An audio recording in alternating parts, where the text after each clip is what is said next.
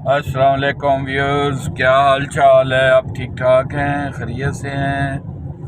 आज हम बात करेंगे कि किसी भी डिपार्टमेंट में अगर आपका कोई काम फंस जाए और स्पेशली एलडीए में property transfer, property purchase, position of land, position of plot, ये चीज़ें जो है ना, और वो जो लैंड स्पेसिफिकेशन प्लान, ये फंस जाते हैं। ठीक है, तो उसके लिए जो कि एक प्रोसेस है इनका, मैं उस प्रोसेस से भी गुज़र रहा हूँ। तो मैं आपको ये बताना चाहता हूँ कि अगर आपको कोई प्रॉब्लम है पाकिस्तान में किसी भी डिपार्टमेंट के साथ, पुलिस है, रेवेन्यू है, CNW है, कोई कंपनी है, किसी का पेंशन का इशू है, किसी का तनख्वाह का इशू है, जायदाद के इश्यूज़ हैं, रेवेन्यू बोर्ड में इश्यूज़ हैं, और उसके बाद ADCR जिसको बोलते हैं, एडिशनल डिप्टी कमिश्नर रेवेन्यू, जो कि ऑन बिहाफ ऑफ DC जो है वो केसेस सुनता है, कोर्ट प्रोसीडिंग्स करता है। कोई प्रॉब्लम हो पाकिस्तान में, किसी सूबे में हो, तो आप इससे रब्ता कर सकते हैं। स्पेशली जो ओवरसीज़ बहन भाई हैं, उनको मेरे से करना चाहिए। इंशाअल्लाह ताला हम बेलौस उनकी खिदमत करेंगे, उनके मामलात को सॉर्ट आउट करेंगे और पूरी तनदीही के साथ और लगन के साथ उनके मसला हल करेंगे। ठीक है, हमारे यहाँ लायर्स की बड़ी अच्छी टीम है, बड़े कॉम्पिटेंट लायर हैं। मेरा बेटा भी लायर है, यूनिवर्सिटी ऑफ लंदन से पढ़ा है, वो कि वो कॉर्पोरेट लॉ में प्रैक्टिस कर रहा है, लेकिन वो हमारी मदद कर सकता है। खालिद अवान साहब हमारी मदद कर सकते हैं, उनका बेटा जो है वो मदद कर सकता है, और बहुत सारे दोस्त हैं जो कि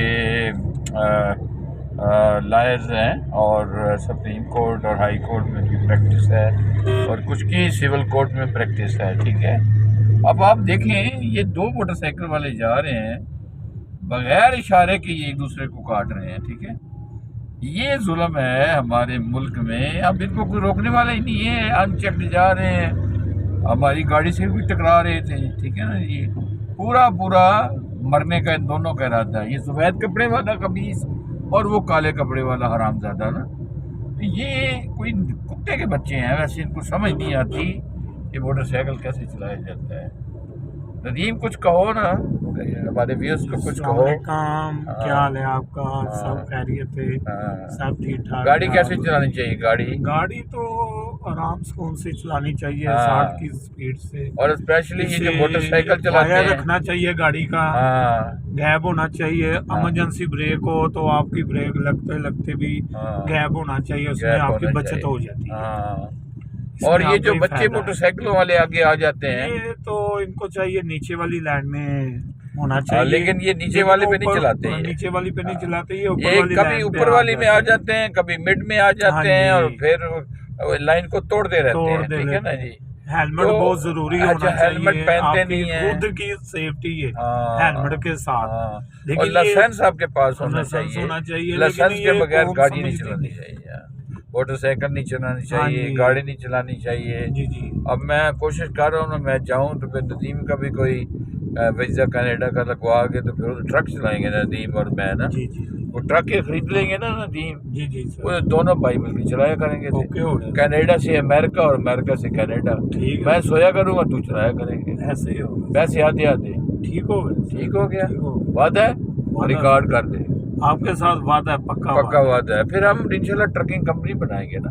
ठीक है, चलते हैं नदीम, फिर इंशाल्लाह नदीम को भी साथ चलते हैं, वो कनाडा का प्रोग्राम बनाते हैं इंशाल्लाह ताला, वहाँ कोई ट्रकिंग कंपनी बनाते हैं। पहले हसन ने बनाई थी, but he failed to run it. तो अब मेरा इरादा है कि मैं जाऊँ, फिर देखूँ उधर क्या कुछ हो सकता है। नदीम को ले जाएं तो ट्रक तो ये बड़ा चलाएगा माशाल्लाह, कनाडा से अमेरिका और अमेरिका से कनाडा, और उधर असद तो लोड शोड अरेंज कर दिया करेगा जी। तो असद के ही जो कंपनी है उसी में कुछ मेरा ख्याल करते हैं।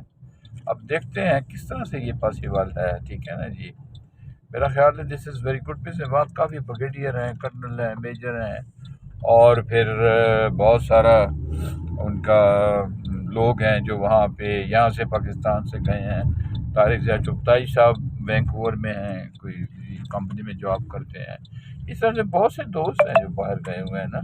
राजा नज़ीर साहब हैं माशाल्लाह, बुज़ुर्ग हैं, हमारे बड़े भाई हैं, वो गए हुए हैं। मैंने रात राजा नज़ीर साहब से अर्ज़ की थी कि राजा नज़ीर साहब से बात करें, निकलें यहाँ पाकिस्तान से, यहाँ कुछ नहीं पड़ा हुआ, ठीक है ना, वक्त ज़ाया करने वाली बात है। मैंने उन्हें कहा अपने बच्चे को भी ले जाएं, बच्चों को भी ले जाएं, मैं भी जाता हूँ, तो वो हम इकट्ठे राजा साहब और मैं रह लेंगे। राजा नज़ीर नहीं भी रखेंगे फर्ज किया तो हम रह लेंगे, क्या उनका इशू है, पैसे ही कमाने हैं ना जी। लेकिन शुरू में तो राजा नज़ीर साहब का जो बेटा अब्दुल्ला है, मैंने उन्हें कहा था राजा साहब को, उसे कहें हमें जॉब देना, डॉक्टर राजा नज़ीर साहब को और मुझे ना जी, तो उससे फिर ये होगा कि हम जल्दी इस्टेब्लिश कर जाएंगे। अदरवाइज फिर बंदा कर तो जाता है, थोड़ी मेहनत करनी पड़ती है ना जी।